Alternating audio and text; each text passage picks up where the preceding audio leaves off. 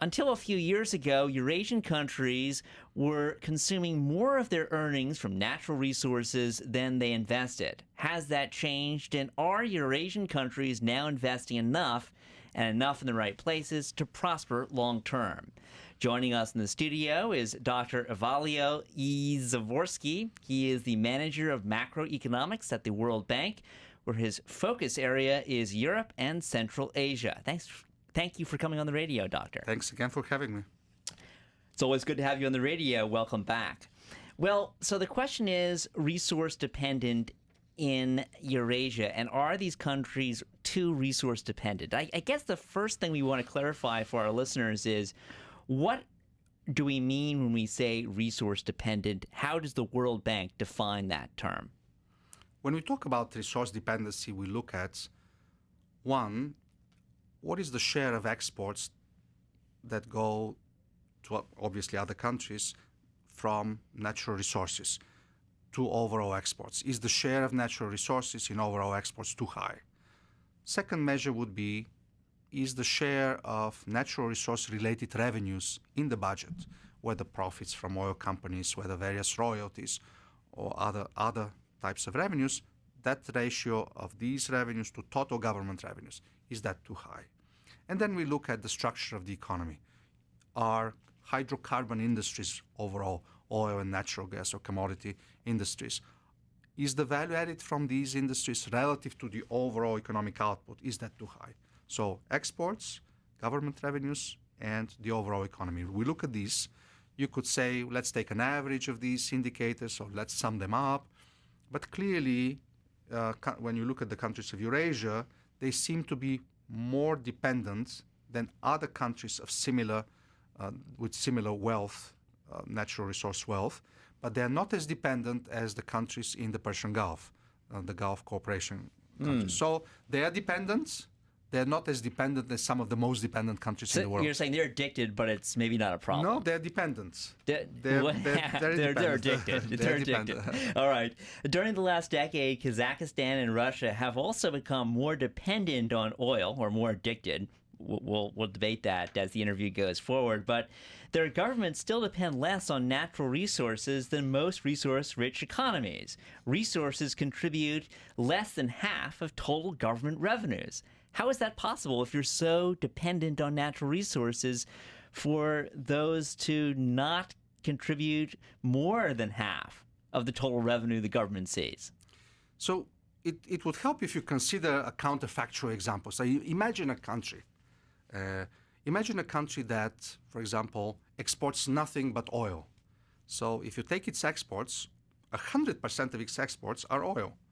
But imagine then it gets the money from oil and invests in domestic industries, builds infrastructure, supports banks. And so therefore you have some domestic economy percolating that has nothing to do with oil. You have banking, you have restaurants, you have schools. And so when you look at the whole value added of the economy, you look at GDP of the economy, oil and natural gas would be only part of it. The rest would be banking, would be education, would be services.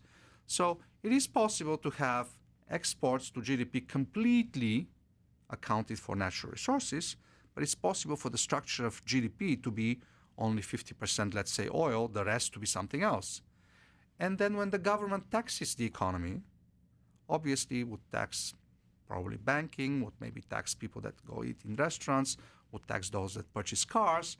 And so when you look at the structure of government taxation, some of it will be derived from oil, some of it would be derived from other sectors. So you can imagine how these numbers could be very different. Well, let me ask you, Doctor, does the tax structure across Eurasia, or the tax structures, does it favor natural resource businesses?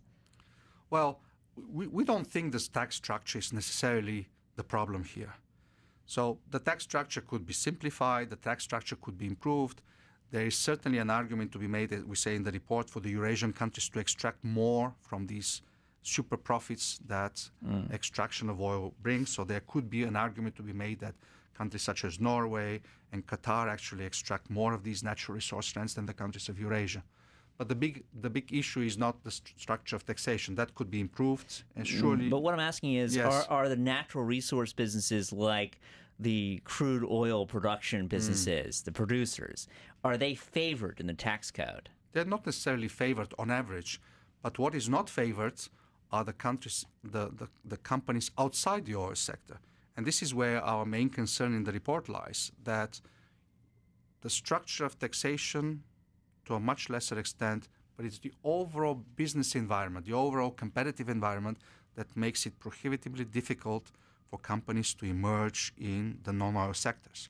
And so when we talk about diversification, even when we talk to policymakers who focus on the diversification of production and exports, it is always something to remind your listeners that it is important to have a business environment that favors the creation of businesses outside the oil sector. Right. And a final question to this element of the interview. We keep hearing from the Russians that in Ukraine, that there is a lot of corruption when it comes to natural gas and oil. Is that something that you are also hearing at the World Bank? And is that part of the problem here? So for all countries in Eurasia, we see the issue of a business environment that is not conducive to business development. And so when we look at the ease of doing business, we look at the rankings of the countries in Eurasia on the ease of doing business. That ranking is about 90th on average. In the successful resource-rich countries in the world, that ranking is about 15th, Canada, United States. There is surely a similar concern about corruption throughout Eurasia, if you look at corruption rankings. And so therefore, a better business environment, one that creates the conditions for businesses to appear in the non-oil sector, is very important. One that creates an even playing field, right? A proper competitive environment is very, very important. All right, let's turn to the social infrastructure and the social institutions that you and the World Bank say are so important, Doctor. What we've heard and what we read in your report is that education is not providing the outcomes that we would hope for. And in several countries, this is very clear. What are Eurasian leaders doing to lift education returns and get more out of the money they're spending? Because you say it's not just throwing dollars or rubles at the problem. There's something else here. What is that something else, and are Eurasian policymakers doing it?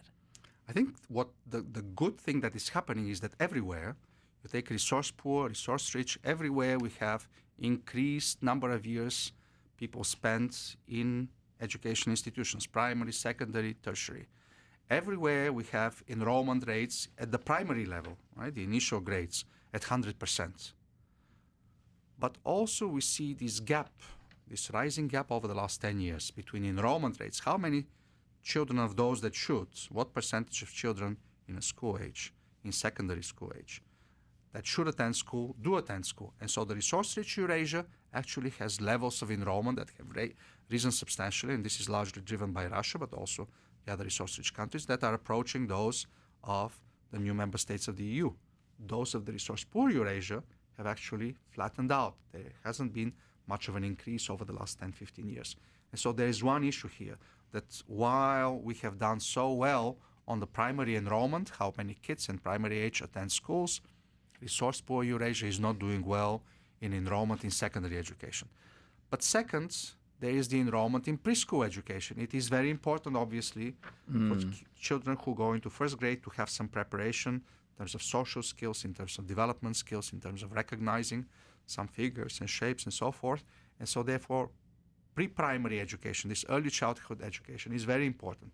Enrollment in that early childhood education is very, very low, especially in resource poor. So there is something to be done there, and we, from the World Bank, have a number of projects, including with Russia, on pre-primary education. We have projects on the quality of education for secondary education. We have projects on the quality of tertiary education, because while Russia is doing very well in terms of enrollment in tertiary education, in terms of the enrollment in secondary and primary education, the quality of tertiary education across Eurasia is something that is of big concern. Why is Russia doing so much better in its education? And I'm not just asking that because this is Voice of Russia and please give us a compliment. I'm saying, is this maybe something that these other countries might be able to learn about how to restructure their educational programs? I'm sure there's always something to learn from countries that do better, whether it's Russia in this case, such an outlier within Eurasia, whether it's Poland within the European Union, that is one of the brightest stars in education reforms of late, whether it's the countries of East Asia, whether it's Singapore, whether it's China. So I'm sure there's always something to learn. But in Russia, we see these very, very remarkable level of achievements for 15-year-olds. They do much better on these standardized tests, PISA tests that we use to evaluate everybody. And what about when they're compared with similarly aged children in the United States or Europe? How do they compare? They do almost as well, not very differently, frankly.